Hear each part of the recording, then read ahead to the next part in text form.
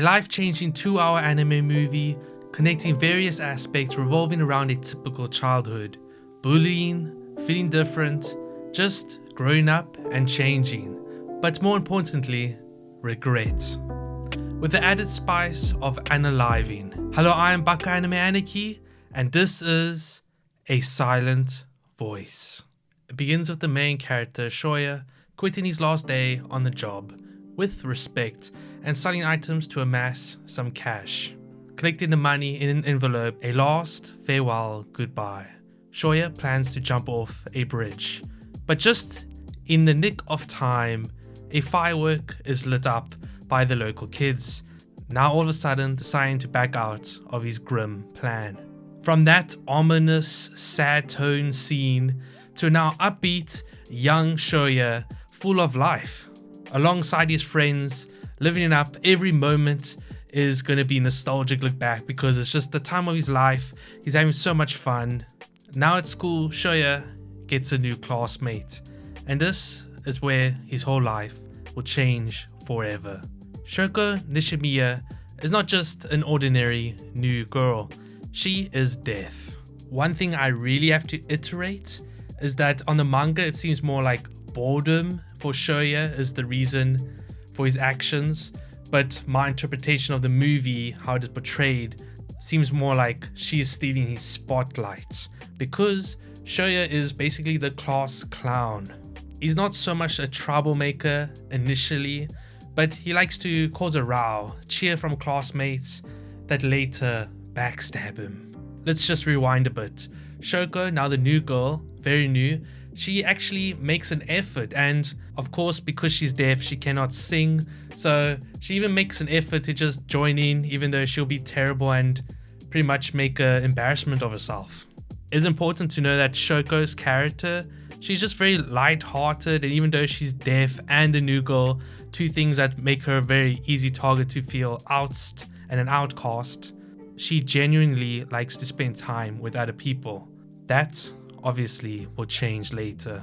Shoko not even being despaired to read out loud.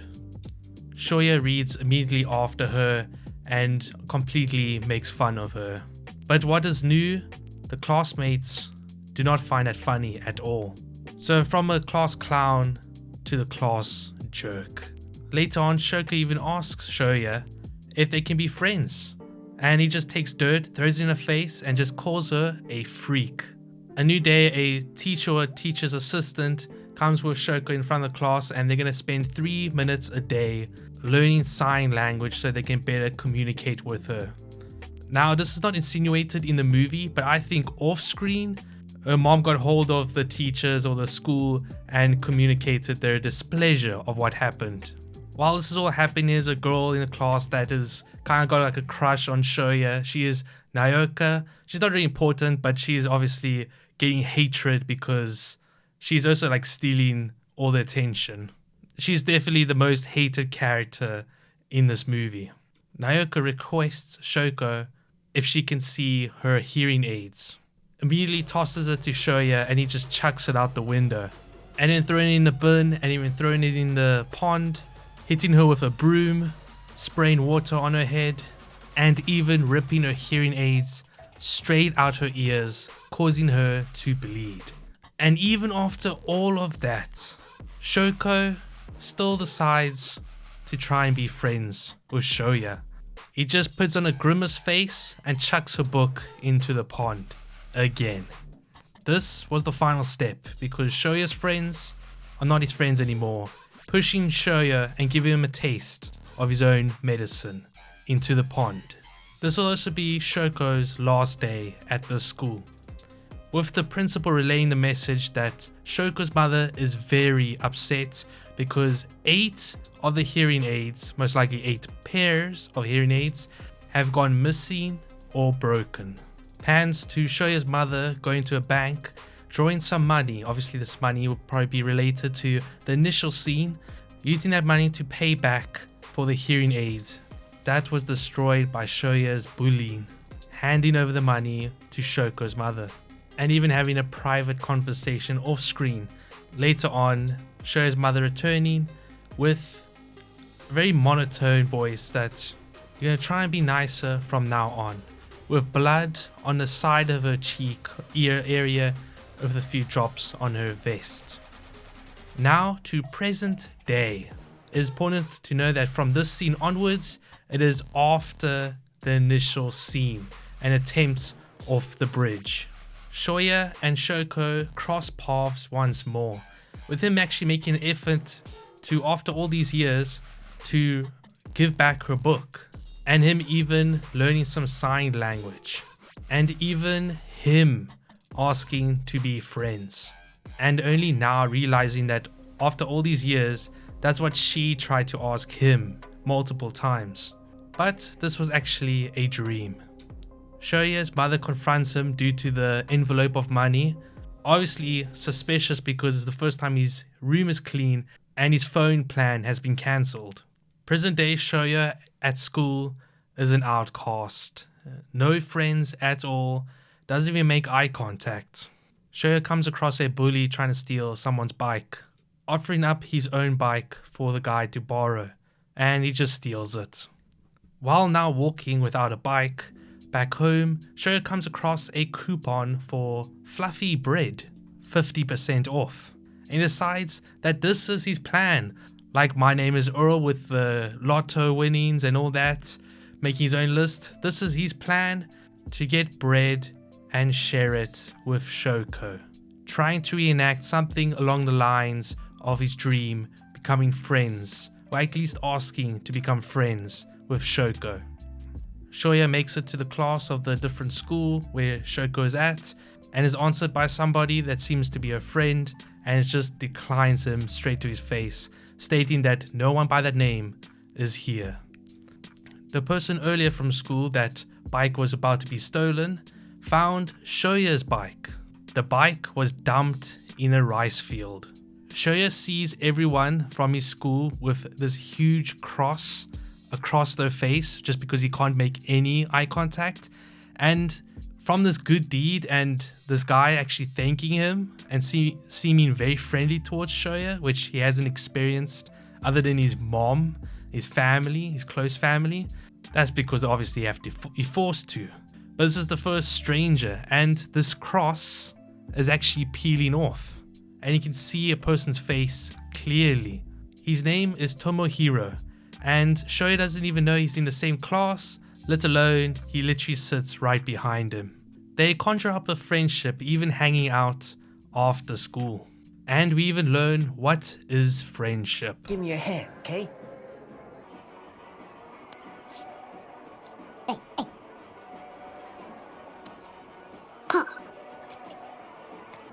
Now you and I is friends. It can be as simple as that, see? Friendship don't gotta do with no rules or qualifications, 'cause it's about something deeper. A bond, and you just can't break that. Capiche? Shoya tries again with the bread technique, meeting with Shoko, gets declined again. This time, Tomohiro interjecting and creating a fiasco. Shoya runs off, and Shoko actually sees him and follows him. They actually make contact and have a conversation on a bridge. It is confirmed that it was not just his dream, he actually did learn some sign language, stating that he feels like he needed a reason to go see her, giving back her book and sharing some bread. They fumble the book and into the river pond, and she actually jumps in. Shoya jumps straight in after her, and they kind of have an awkward goodbye. Shoko's very protective friend conjures up a scheme, releasing a photo that she took with her camera of Shoya jumping in to the river. He gets suspended. First of all, I was also quite confused why. The reason is because it's the school's code of conduct in public, so obviously you make the school look bad if you jumping in rivers. While suspended, Shoya is tasked to pick up Maria, which is his niece. They go to the jungle gym, and he makes contact with the protective friend of Shoko, sleeping inside the jungle gym. The friend is not wearing any shoes, and Shoya even invites her to have some food, and her even staying over the night. Even though it's raining and she is ready for bed, she decides to leave. Shoya follows behind her with an umbrella, finding out that she actually ran away from home due to a fight with Shoko. She confronts Shoya about his past, that why is he doing all of this now? Is it just to make him feel better about himself? She also reveals that she's actually Shoko's little sister, which for some reason Tomoharu and Shoya thought that it was a guy and eventually thought it was like her boyfriend. Yuzuru, which is the sister, decides it's time to go back home and says goodbye to Shoya. After parting ways, not even a few meters away from each other, Shoko and Yuzuru's mother comes in and walks straight up to Shoya and slaps him. The sisters reunite at home. Shoko apologizes for their fight, and the mother warns that she doesn't want to see that boy anywhere close to them. Yuzuru comes back the next day to return the umbrella, and then we get this funny scene. So our young lad has some manners after all. That lad's actually a lass. Huh? That's Shoko's little sister. Uh-huh, I knew that the entire time. All four now friends, I guess you called them that, go on an outing to meet up with an old schoolmate, Sahara, which was very nice to Shoko when she was there. Shoya spots another old classmate, Naoka, which was the mean girl that seemed like she had a crush on Shoya back in the day, and now she works at the Cat Maid Cafe. Shoya now putting in a real effort to right his wrongs, trying to reunite with Naoka at her place of work, but he couldn't find her there. She spots him first, and even all this time that has occurred in between, she is still the mean girl. Spotting Shoko, she runs straight up to her, attempting to rip out her hearing aid. Shoya stops her, and again Shoya is confronted about the same motion of reasoning, making amends. Why is he doing this? Even the mean girl labeling it as a fake friendship. Clearly now Shoko has some feelings for Shoya, now making more of an effort and fashioning a new hairstyle. Shoko gives Shoya a present, and trembling with fear and nervousness, she utters the words, "I love you." She says it numerous times, but obviously she's deaf and cannot speak clearly. Shoya thinks she is saying moon, and he looks up and he's like, "Yeah, it is beautiful, isn't it?" In response, she just nods her head and turns around and just runs off. They all go out for a group outing at an amusement park. They all have a pretty good time, and for the first time in many years, Shoya feels like he actually has friends.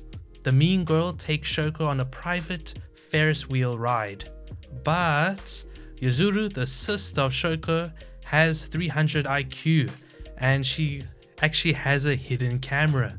And the next day, she goes to Shoya to reveal the hidden secrets. The mean girl, Naoka, says she absolutely hates her to her face, and that she, Shoko, is the reason that Shoya lost everything, lost every single one of his friends. And like usual, Shoko is not in the wrong, but still she apologizes, and the mean girl actually lays a hand on her. Word comes out about Shoya's past, and it comes to haunt him, leaving him to feel physically sick. Yuzuru has a dream that might be a foreshadowing, a fallen bird with blood around its head, and very next second, a Shoko in its place. Yuzuru wakes up next to her grandma, and not confirmed if it was like the same day, but the grandma has passed away. So potentially the grandma might have passed away on the same bed right next to Yuzuru. The three of them, Shoya and the sisters, go on many outings and events such as the cinemas, art museum, and having a bite out to eat. Shoko invites Shoya to their house to bake their mother a birthday cake, and Yuzuru obviously exclaiming that she must be crazy to give out that invitation, because obviously the mother absolutely hates Shoya's guts. Obviously the mother arrives and she's very upset. It is quite funny because even though the mother is grumpy, which she obviously has a right to be. She is wearing a goofy birthday hat. And Yuzuru invites Shoya to the fireworks festival, alongside obviously Shoko and surprisingly their mother.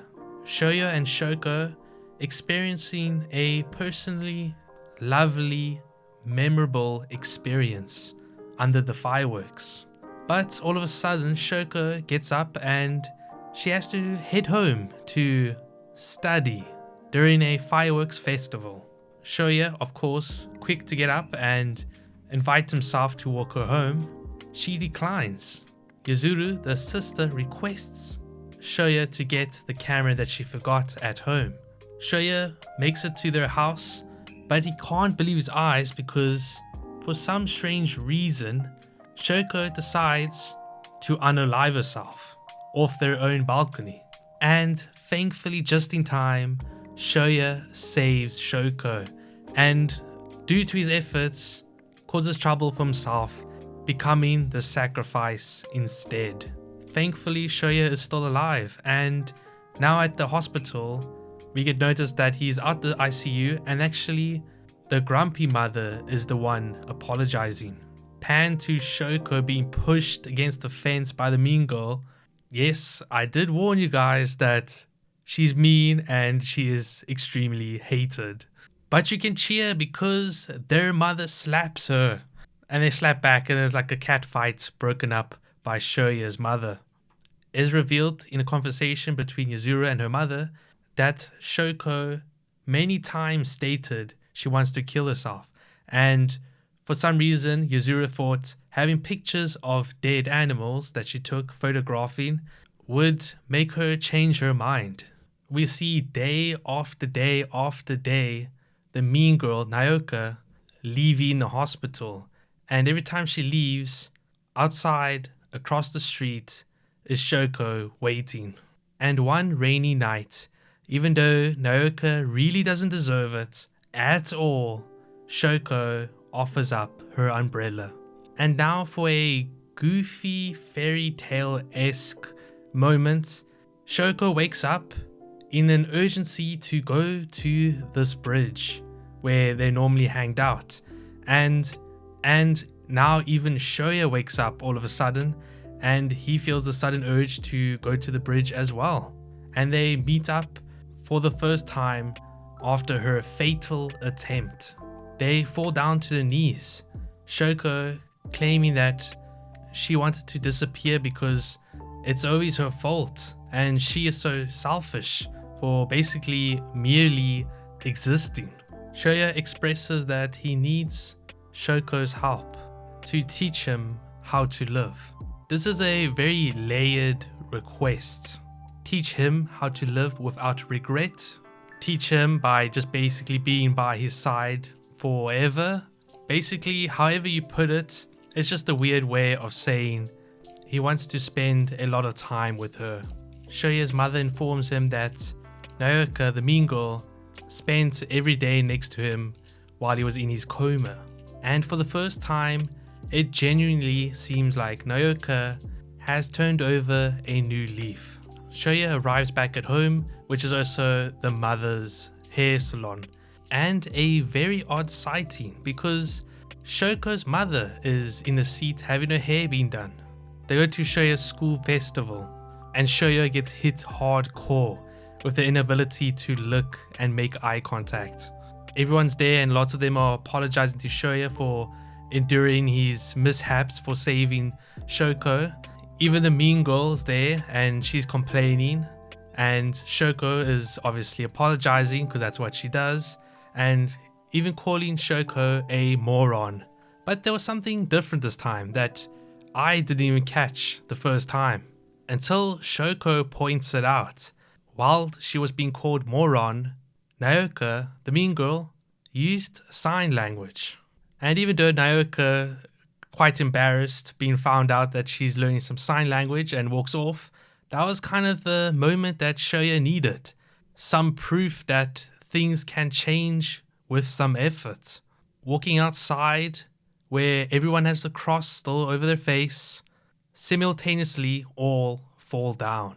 Shoya getting all teary-eyed, experiencing happiness, and just some relief seeing all his friends happy. Okay, review time.